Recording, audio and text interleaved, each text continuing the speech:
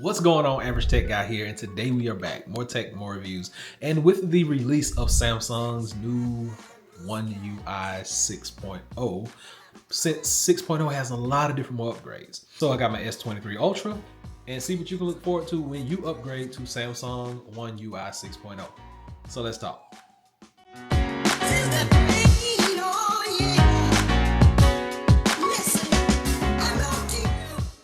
Okay, so with Samsung One UI 6, you get a bunch of different upgrades. And these are just a few that I really appreciated. So when you swipe down, typically you're gonna get a bland, like quick panel. But now you get a very vivid quick panel with the brightness adjustment right here on the front. So that allows you to just toggle your brightness on the go. You don't have to do anything else. And then if you swipe that down one more time, you're gonna get a full instant quick panel, and you can change it up as you need to. You also get different applications that are basically the ones that we use most of the time, which are gonna be your Wi-Fi, your Bluetooth. They're separated up top. Dark mode is down here in this little box. And then your device control and smart view, which I'm always looking for, are now right there on that main device. So you don't have to worry about looking for it anymore. It's all right there. And speaking of looking for things, if you press that, it allows you to edit the top or full mode. It gives you quick access to your instant settings. If you swipe down, let's watch this. Go back to your home, and when you swipe down, and let me get it right, there we go. You come up high enough and you swipe all the way down, it gives you full access directly to that whole quick panel, and I like that a lot. It's one of my favorite things because it's really easy to maneuver in here and get through. Now, the other thing that's in the quick panel is going to be your new notifications. Now, typically the notifications are going to be stacked together, but as you can see right now, there are lines in between them, which basically makes it a lot easier for you to swipe, swipe, and swipe, and get rid of the ones that you don't need and keep the ones that you do. Once you swipe up, takes you back to your main home screen. Now, you do get more vivid notifications and things like that, which Samsung is really good about. But one of the other things that I really liked was the upgrade to the lock screen. So coming to our lock screen, we noticed that holding it down will allow us to edit it. Now, let's say you don't want your clock to be right there anymore. Well, if you tap on it, it allows you to change your clock to whatever you want it to be, as far as your fonts and things of that nature, but it also allows you to now change the positioning anywhere on this home display. And you can only use it on the top half, but that's still a big deal because if you notice, the widgets on the bottom, they swap places with the clock every time you go from side to side. And if you leave it right there, they just kind of hang out right there in the middle of the screen. So that is a big change. We used to be able to resize only, but now you can resize as long as you're staying within the boundaries of what they've given you, and then you can change sides as well. So I found that to be really interesting and really a nice little touch to what they're doing with this One UI 6. Next up, especially if you have small hands, really pay attention to this, because now you can actually drag and drop your devices or your applications using 2 fingers. So if you want to drag Instagram way back here to the 3rd page, boom, and drop it off. Or if you want to take it back where you got it from and drop it right back off there, you can now use 2 fingers to do that. Both hands simultaneously will work with this feature. Next up, you get some new emoji designs. So let's say you want to send some new emojis, and we're just gonna hit that emoji tab, and the emoji now look a little bit more active, more up to date, more high definition, should I say. They look a little bit better. They got better color. They got more highlights and things of that nature. So it's gonna be really interesting to see what new emojis will come out and which ones have been updated, but they look a lot better, a lot crisper, and a lot cleaner when you're putting them in your text. So now those are just a few of the smaller little details that I like, but one of the biggest ones is going to be the camera widget. Now, let's start the camera widget up. And if I can find my camera, there we go. Camera widget, boom. Put it here in the middle of the screen. And now this camera widget allows you to basically customize it. So you can name it what you want it, like video or whatever, and you choose your starting mode. So if you want it to start up in video mode on the rear camera, that's what you got. You name it video, which we'll do. Just like so. Hit save, and now every time we tap this, it opens up our camera video. Also, now this may not be a big deal to you guys, but can you see the grid? And can you see the level in the middle of the screen? So typically I've been using my Google Pixel 8 Pro, and it has that nice little level to level things out when you're using your camera.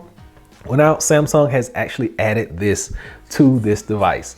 If you go in the settings in your camera while it's open and you go to grid lines, once you turn the grid lines on, it automatically gives you that leveler. So that is a big thumbs up to Samsung, giving us that leveler. A lot of people been wanting it. We got it. And while we're actually in these settings, we're going to talk about the auto frames per second. When you click on here, it's going to record brighter videos at a low light condition, and it'll automatically optimize these in that frame rate. So keep it on. No matter what your lighting is, you're going to get the best, crispest video that you can get from this camera. I don't like that widget on my screen, so I'm going to get rid of it. But that is your option. They give you a bunch of different things that you can do.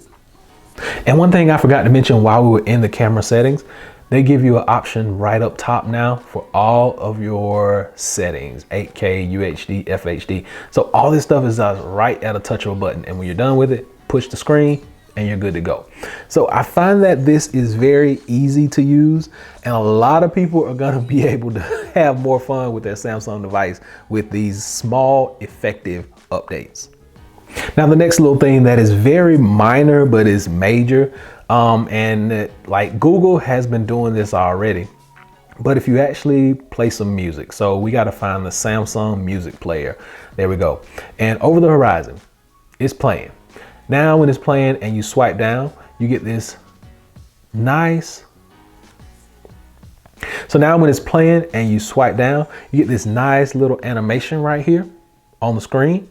And the actual bar that moves along with it has an animation as well, as you can see. So you get a bunch of different little nuances, a bunch of different small little things that make one big upgrade. And speaking of upgrades, we got a brand new set of weather widget apps.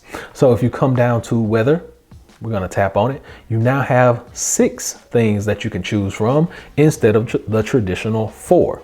So if you want to know the weather and news, if you want to know the dynamic weather, if you want to know what's really actively going on, we'll put that one on the screen and we will move it.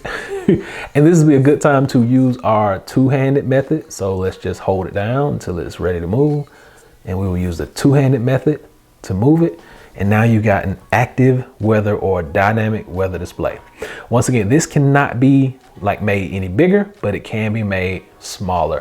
And then you can just pop this anywhere on your device screen.